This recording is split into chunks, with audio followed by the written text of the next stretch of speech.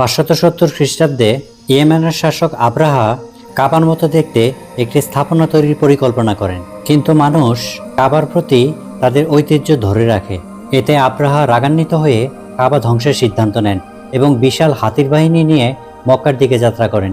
পথে তিনি প্রভাবশালী কুরাইশ নেতা আব্দুল মুত্তালিবের উট দখল করেন। আব্দুল মুত্তালিব বলেন উটগুলো ফিরিয়ে দিতে।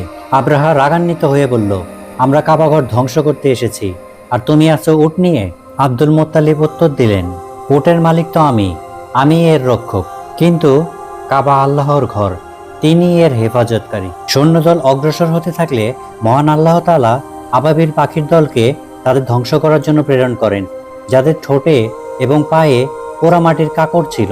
এর ফলে সৈন্যদের শরীর থেকে মাংস খসে পড়ল এবং পরিশেষে সবাই মারা গেল। এইভাবে মহান আল্লাহ তাআলা তার নিজের ঘর নিজেই রক্ষা করলেন।